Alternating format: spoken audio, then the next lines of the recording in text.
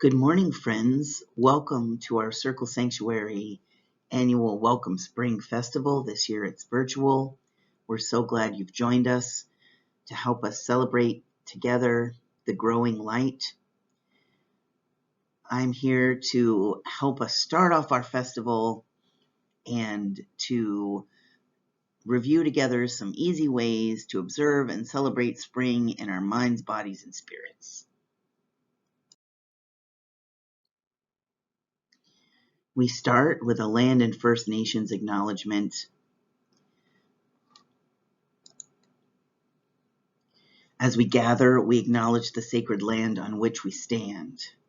Humans have lived, gathered, and traded here for some 15,000 years before the arrival of white settlers and the forcible removal of the native people by the U.S. government. We honor the history and contributions of native peoples in this land, and we recognize a legacy of broken treaties and covenants and the need to strive to make right with all our relations.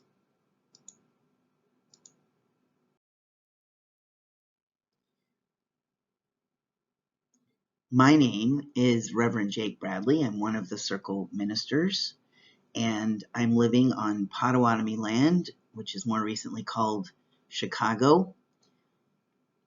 If you're interested in finding out whose traditional homeland you're currently inhabiting, you can text your town or zip code to the number that I'm going to provide in the chat box, or visit a website that I will provide in the chat box.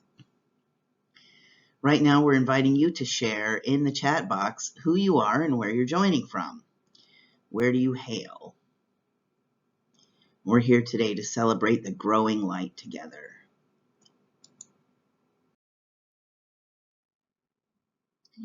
We also want to start with some invocations.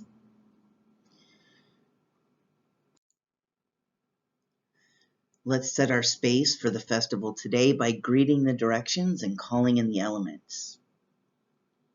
We call in the spirit of earth, which has been holding us up all winter long.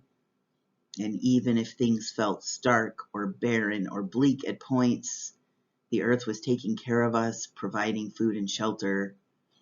We invite the springtime wake-up spirit and the spirit of deep roots and sturdy groundedness. We welcome this spirit into our festival and into our lives. Welcome, Earth. We call in the spirit of air and fresh spring breezes. We're grateful that you oxygenate us and remind us to just breathe. We call in the spirit of, I have an idea. We welcome this spirit into our festival and into our lives. Welcome, air. We call in the spirit of fire. We sure have needed you these many months to keep us warm, to help us metabolize our food, to drive us forward towards our goals. We welcome the spirit of, let's do this. We welcome this spirit into our festival and into our lives. Welcome, fire. We call in the spirit of water and the spirit of spring cleaning. Thank you for quenching us and bathing us. We welcome the spirit of ebb and flow, the spirit of keep going, and the spirit of there's always a way. We welcome this spirit into our festival and into our lives. Welcome, water. We call in spirit. Help us find belonging here together today. Help us remember who we are, each and all together. Help us to lean into hope and to source everything we do in love. Welcome, Spirit. We have a really terrific festival lined up for you today. You can see the schedule, the up-to-the-date schedule on the Circle website, and I'll post the link to that in the chat box now. But after I finish with this welcome circle and a short workshop on how we celebrate the season, Ruth will lead us in an engaging activity about how we use natural materials to dye eggs. There's a list of the ingredients you need if you want to do the activity along with Ruth during that workshop. And then our inimitable senior minister, Reverend Selena Fox, will lead us in a workshop on working with sun imagery and cycles and how we attune to the magic of the equinoxes and the solstices as part of our spiritual life. Then Meredith is going to lead us in a workshop on beekeeping and how that can intersect with eco-spirituality and with how we take care of the land. And she'll tell us all about the Blessed Bee Apiary at Circle Sanctuary. Then Angie will lead us in our Growing Light springtime ritual, and we'll round out the day with a connection circle and closing wrap up with Reverend Sharon Moonfeather. I also want to extend my gratitude to Moonfeather for pulling together this whole festival, for being our festival coordinator. She works so hard every day for the Circle community, and we're so grateful. Also, Bob has done numerous technical components of helping deliver this festival, in addition to tirelessly working to manage Circle Sanctuary as an organization and to take care of the land at Circle and so on. And then all of the people who have put together pieces of today's programming: Ruth, Reverend Selena, Meredith, Angie, and again, Reverend Moonfeather Sharon. There are also some people who are doing some fill-in videos. Dawn Christ and Caradwin Hirschberger are helping us with that. We're so grateful to all those folks for helping put on this festival today. And on our calendar, on our map for the day, you are here at the beginning of the day at this welcome circle.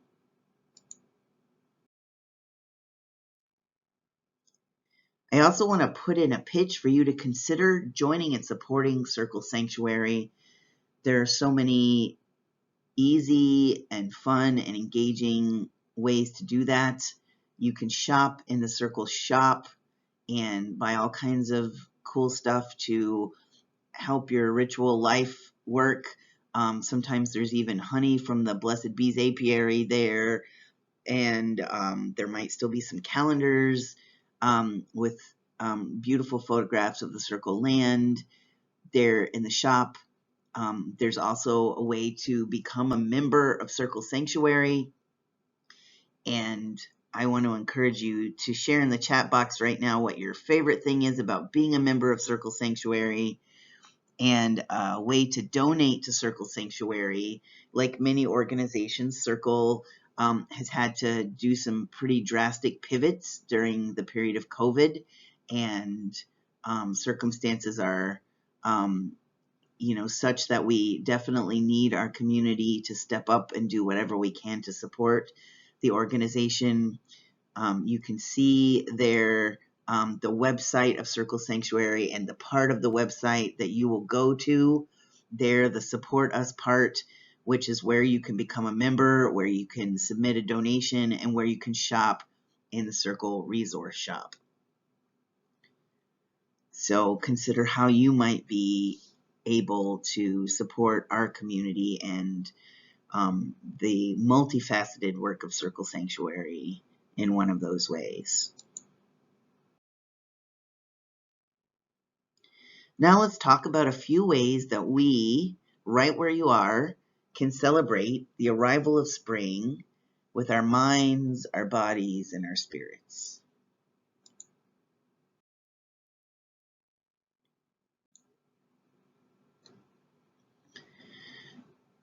One way we can celebrate the arrival of spring is by eating seasonal foods. In the chat box, please share what your favorite foods are that are coming into season where you are. Now, some of us are able to grow our own fruits or vegetables, or we harvest these at farms or orchards near us. And lots of us participate in local produce co-ops and farmers markets. So it's easier in those cases to be attuned to what's growing in the land where we are. But most of us have to get at least some of our food from grocery stores. where there's food from all over the world. And so it's a little harder sometimes to notice what is in season locally and what is food that you're getting that was grown maybe half a world over from where you are. But I think hopefully most of us have had the opportunity to taste something that was grown near us and that is in the peak of its ripeness.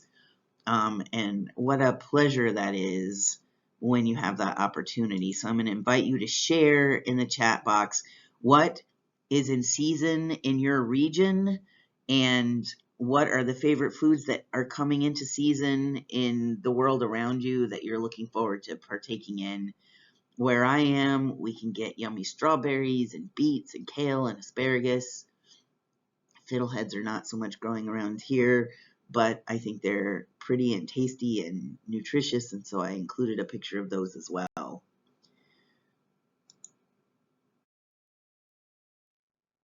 We can use our eyes to celebrate spring and watch for spring plant growth all around us. Now, we might have the impression that the natural world around us has been sort of dead because everything's brownish, and there's not a lot of color or flourish or movement. But during the winter, trees might look bare, but they're certainly not dead. They're just kind of having a nap. They're sort of dormant. In fact, they are very much growing. Plants are growing, but they're growing deep below the ground where we can't even see it and don't know it's happening. They're using their energy to grow sturdier and stronger and to reach their roots down deeper to find the water.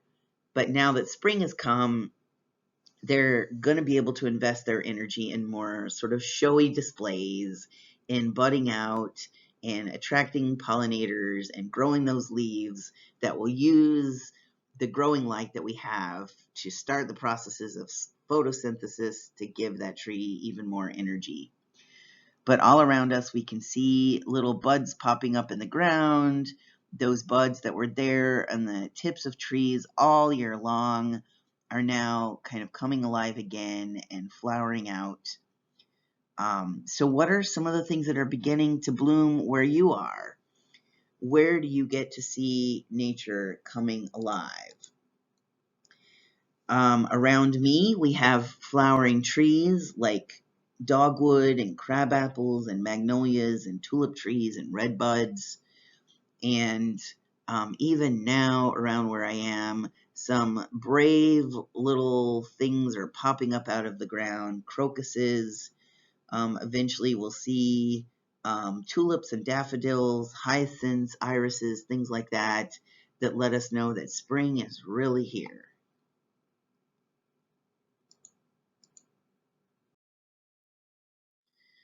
There's also some spring animal activity that you might have noticed. What critters have you seen around where you are? Bumblebees are just beginning to buzz around on the warm days in spring and enjoying the growing light. The best time to start looking out for them is around about now in March and in April. The first bumblebees during this time are the queens that are searching for nectar and getting a good drink before they find the perfect ground for their new colony. And mining bees will be coming out from their underground cells. You'll see these small, neat piles of soil around their little exit holes in the ground. Cottontail rabbits start nesting from March. They go all the way through September. They can have as many as 4 litters a year, and seven or so babies per litter. 4, 5, 6, even 10 babies in a litter. And those young rabbits come out of their nest and start running around at the age of 15 to 20 days old. So you can see some really tiny little bunnies out there sometime in the next weeks. And those little ones are already on their own after 15 or 20 days. And squirrels have already had their babies in lots of places, and they're keeping them inside their nests, and they're taking care of them by running around and finding food and bringing it back. And skunks have their babies once a year in the spring, so that's happening right now too. You'll start to see little ducklings and goslings, and also sometime soon you'll see frogs making friends in the pools, the ephemeral puddles and vernal little ponds and things like that that pop up around spring. You'll see these packs of frog eggs like jelly balls floating in the water, and then sometime soon we're going to start seeing those tadpoles and pollywogs all around. We'll see some robins hopping around on the ground. They have been considered the harbingers of spring, but we can see other birds as well. Spring is a great time for animals.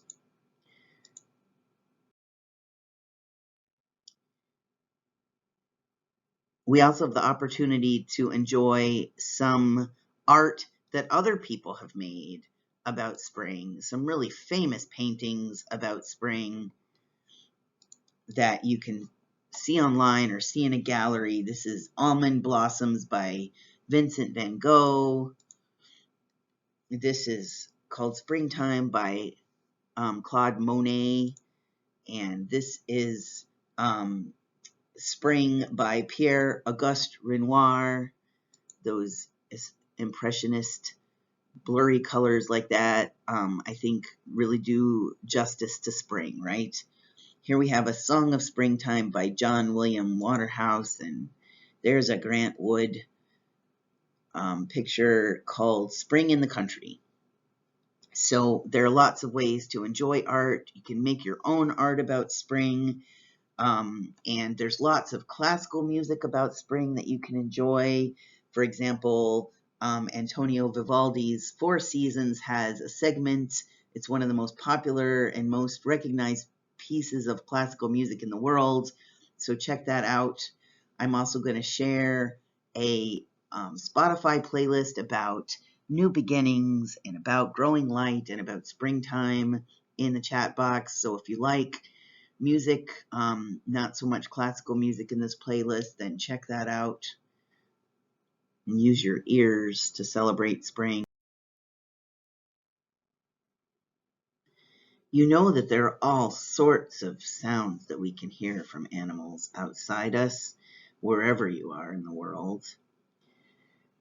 Especially in the springtime, we hear lots of sounds of frogs, especially if you're anywhere near any of those vernal pools where the frogs like to go to lay their eggs and so on, and lots of sounds from birds. I'm going to try to play some of the calls of these animals right now for us. Here's an example of a chorus frog. They sound like when you run your thumb along the teeth of a comb. And this is what they sound like.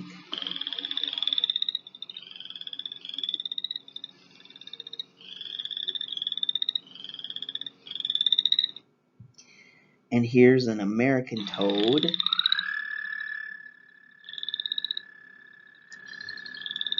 The American toad is not shown on the screen there. You can also hear that chorus frog in that sound, right? Let's see, here's a chuckling wood frog.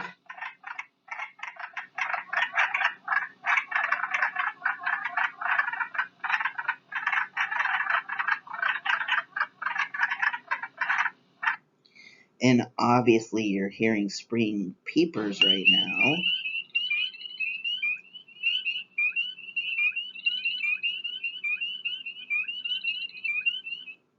That's a spring peeper. Now let's see if we can listen to some birds. So here's an example of a tree sparrow.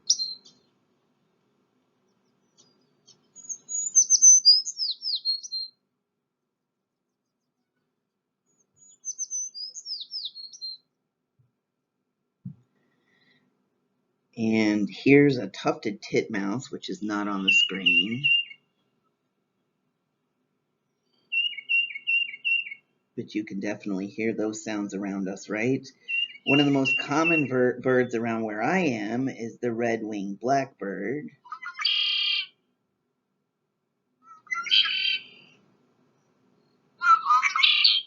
Sounds like that.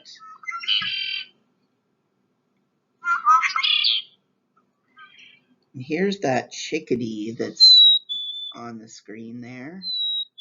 The black-capped chickadee that just flew away. Here it is again. Here's our old friend the robin.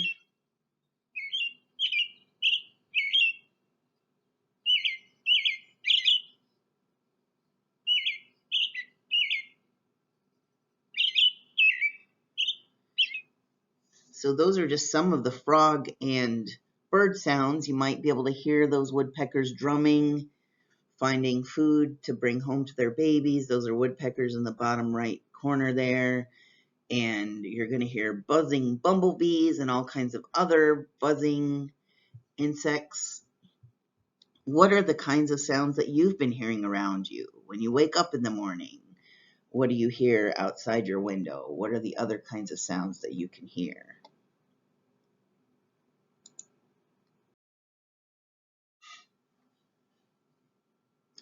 We can celebrate and experience spring with our senses of touch and let spring touch our skin and just really engage with the sensations of spring. What are your favorite spring sensations? Everyone ought to get your toes in the grass as soon as you can. Use your fingers to feel the things coming along. Those are some weeping pussy willows on the screen there. You don't necessarily have to go as far as our friend superstar Molly Shannon there, but you know, who am I to tell you not to? Do whatever you need to do to commune with nature, for sure.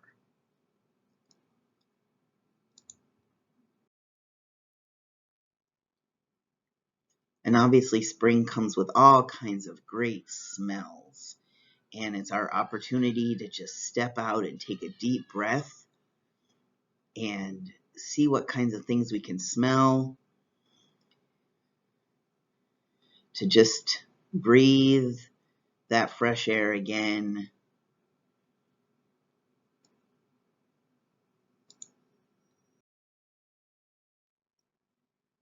Maybe this is a thing you've been dreading. Maybe it's a thing you look forward to and find to be cathartic in your life, but it's time for some version of spring cleaning. You know, actual spring cleaning, sponging off the dust, flinging open the windows and the curtains, letting some fresh air into your living space, getting into all those nooks and crannies, and getting rid of the accumulated grime and detritus from the winter and from life. But we can also think about how to shake off the dust and stretch out and air out the nooks and crannies of our bodies and souls, how to let some fresh air in and shine some of that growing light into all of our crevices and darker spaces. Maybe this is the time of year where you put away winter clothes and bring out some lighter garb. Maybe you pound out your pillows and hang them out on the line. Maybe this time of year we're doing a little extra disinfecting as we're hopefully also getting rid of COVID in our communities and other kinds of germies that we don't want hanging around. This is definitely a good time of year to change the batteries in your smoke detectors, which need to happen every 6 months. Even if we think we don't need to, those are not batteries that you want to have going stale, right? This is a time of year where lots of people think about spring cleaning of our bodies in the form of some kind of new food plan, new nutrition plan. And I'm not talking about, getting your beach body ready, because every body that's on a beach is the beach body, and it is ready to be there in whatever clothing it wants to be in. But, this is a time of year some of us do some form of a detox, and try to, really load up on fresh veggies and fruits and get rid of some of the gunk that we've been putting into our systems, our body systems over time. It's a good time to think about what you don't need in your home or in your space and donate that. I know the Goodwill has a really easy drop-off spot near me. What are the things that you want to clean?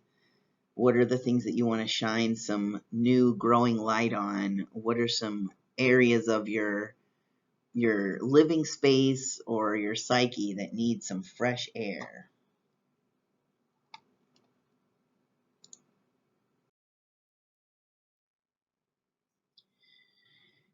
And spring gives us the opportunity to think about our hopes and dreams, to think about what we would like to see happen in our lives. Think about what are some projects you're hoping to start in your life in the coming months. What are some literal or metaphoric seeds that you want to plant and grow? However stuck or stifled you might have been feeling, spring reminds us that the world is still turning, that things are changing and growing all around us every minute, that the earth is evolving and resilient, and so are you. Spring gives us the opportunity to embrace changes that are happening in our bodies and spirits, gives us the opportunity to celebrate and declare our resilience. We've been through a tough year, yeah? But it looks like we're coming out, and we have the opportunity to start spending some moments in discernment about where we would like to turn our attention in our lives. Do you want to grow some new friendships? Do you want to start some new projects?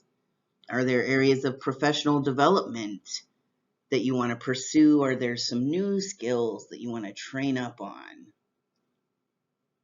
How do you want your own life and the world around you to be different? How do you want things to be deeper, richer, more alive, more vibrant? How will you use the growing light? Literally, we have more daylight. But how will you use this energy of growing light and fresh air? How will you capitalize on this moment of growth, fertility, productivity, change, evolution? How will you live into this great moment of new life and resilience?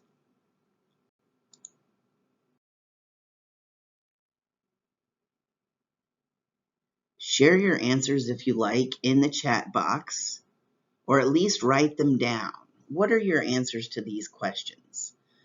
Fill in the blanks. I've always wanted to. I think it's time to. I'm going to start or try.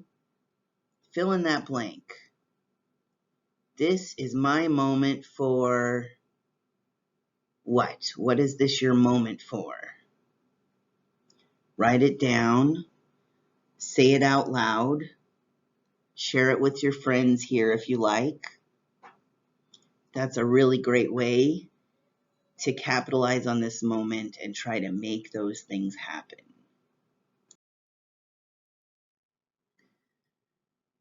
Spring certainly brings out the poetry in us, and many of us believe that no reflection about anything is complete until you have read some poetry, and maybe particularly the poetry of Mary Oliver, who has many lovely poems about spring. And I am going to share the poem Invitation by Mary Oliver.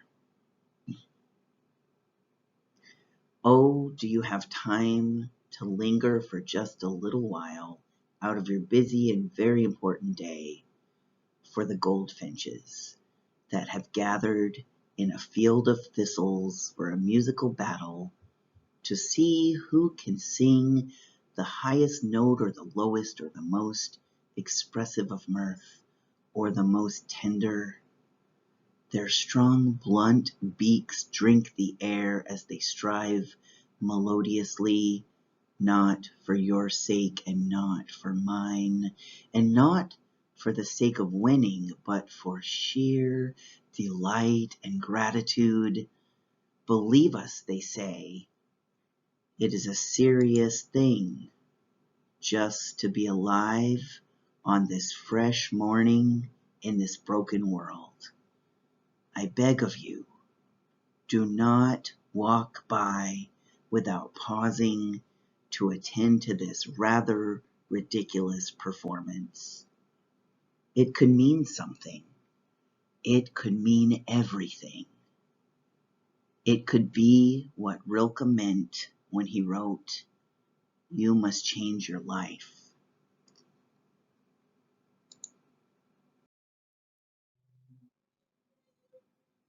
What are some other ways to celebrate spring?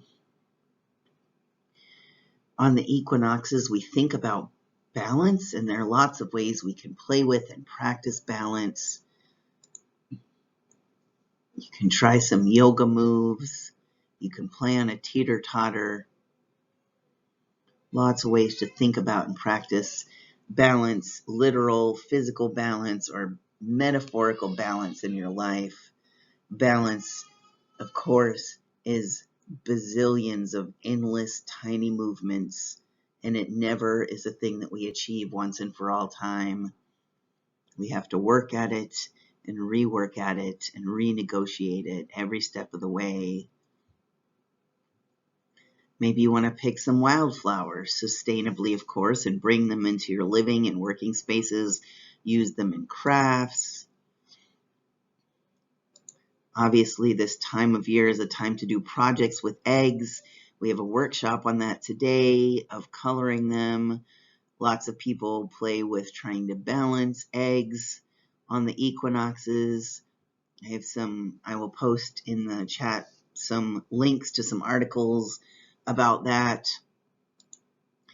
This is often a time we think about our shadows. Ancient peoples measured time based on the length of our shadows. The equinox is the day when the sun crosses directly over the Earth's equator, and day and night are both equal in length in terms of daylight. And so you've learned about that, and you'll learn a lot more about that in other workshops today. Probably you've noticed that the length of your shadows change as the sun seems to ride higher in the sky during the spring and summer months. And this day on the equinox is the day when the sun crosses directly over the equator, which happens twice a year, of course. And we'll look in a minute at some ways that ancient peoples, indigenous peoples, have aligned with these equinoxes. But pay attention to your shadow. Maybe you want to make some spring rolls to eat. I'll post some recipes for those in the chat box. Maybe you want to make your own art about spring. And that could take all sorts of forms, of course. This is a great opportunity to learn more about how indigenous peoples aligned with the equinoxes. Maybe you've had the privilege to be at an ancient Mayan ruin like at Chichen Itza, which this is a picture of, where the temples are aligned in such a way that during the equinoxes, the light sort of snakes up and down the stairs in a very magical and meditative way. And here in North America, in other parts of North America and Turtle Island, we have various nations who made mounds for ceremonial or burial purposes or for other purposes, and there's an example of what those might look like. What are your favorite ways to celebrate spring? I sure hope you enjoy this day of being together, that you learn a lot, that you have a chance to contemplate your hopes and dreams for this next season of your life. Thank you for spending a few moments with me, thinking about and sharing about how we observe spring and the equinoxes and new growth and new beginnings in our lives. I'm Reverend Jake, and I'm looking forward to the moment when I can see you all again, real, live, and in person. Have a blessed day.